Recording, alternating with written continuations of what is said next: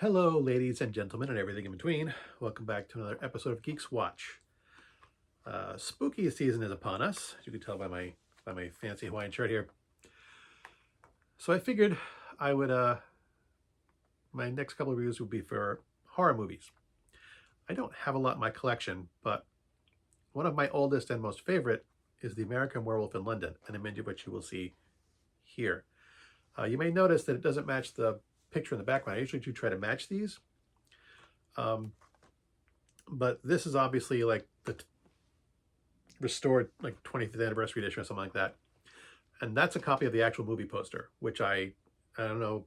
It actually has like, it's a photograph of the movie poster. Someone has, it's actually got the folding creases in it from someone who had it in storage, folded in like sections. So I like that. So American Werewolf in London is the story of two young men, Jack and David, who go college age young men who go backpacking in England, who are told to stick to the road, stay off the moors, and beware the moon. Beware the moon. Something which they do not do. And werewolf hijinks ensue. David is bitten, and even he who is pure of heart and says his prayers by night can become a wolf when the wolfsbane blooms and the autumn moon is bright. So this film was different in a lot of ways from your traditional werewolf style of movies. John Landis, who wrote and directed this film, was actually known for making comedies.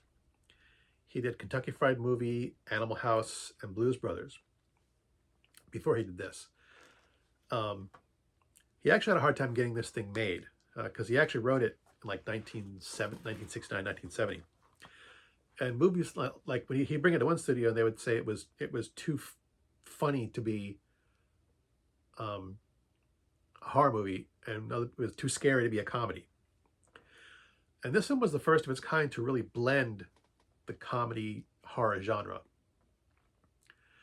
And I think one of the reasons it was the first of its kind, it might not have been actually the first one made. It was the first one that was made well. This film really did kind of seamlessly blend the comedy in with the horror, because one of the things that Landis did really well was that I think it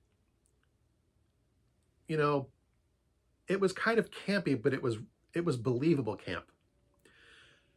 It was the first kind of horror film that used comedy in ways that people would actually react. If someone reacted to, a situation of becoming a werewolf, people don't necessarily react, in other horror films, they try to take it super seriously. Like everyone's, very dramatic.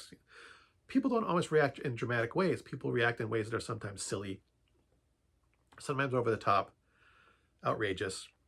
People are people. And this film really did that, in that I felt the reactions of the people in the film were believable.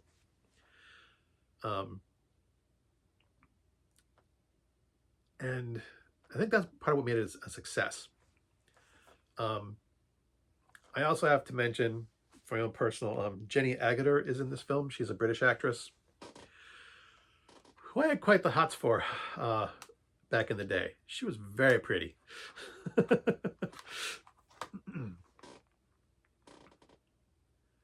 Another thing about this film that I did in reading this is that they actually allowed the film crew to shut down Piccadilly Circle for the film, some nighttime scenes for this. It was the first film in 15 years that they allowed to do this. They very rarely will shut down Piccadilly Circle for any type of filming.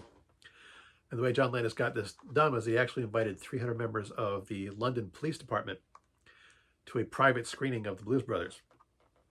They were so impressed by by the film work and by his film that they granted him permission to film for 2 days in Piccadilly. They shut the square down from 1 a.m. to 4 a.m. and allowed him to film. This film also won an Academy Award for Best Makeup Effects. The visual effects of the werewolf transformations were, by today's standards, not that great, but by 1980 standards, were incredible to watch. John Landis actually has gone on record saying he thought the initial transformation sequence went on too long, but he just couldn't stop filming it. He loved the guy's special effects work so much that he just kept making it longer because he wanted to see what the guy would do to make the transformation scenes, look good. They were that good for the day. The funny thing was that this film, being the cult classic that it is, it was not really well received by movie critics. Obviously, it made 10 times its budget on the opening weekend. It was made for a budget of $6 million, and they made $30 million US and $60 million worldwide the first weekend. So obviously, obviously a smash hit in the theaters. But like movie critics were like, the plot's all over the place. John Landis can't write a good ending. I admit I think the ending is a little bit weak. But up until that point, it's practically, I hate to use the word flawless. I love it. It's really, really good. It's a cult classic for a reason. And some of the things critics said about it were true, or at least accurate. Some of the scene transitions are kind of janky. Like I said, the ending is a little weak. But other than that, man, this film is just solid. And John Landis is a good director, or at least a lot of his stuff is good direction. Can't say that for everything, but yeah, he had a solid string of hits, and this is definitely one of them. If you are into spooky season, if you like werewolf movies and monster movies, and you have not yet seen this, this is good.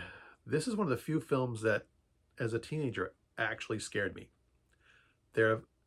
Since I stopped being a little kid, there have really only been a handful of films that actually created scenes that really spooked me.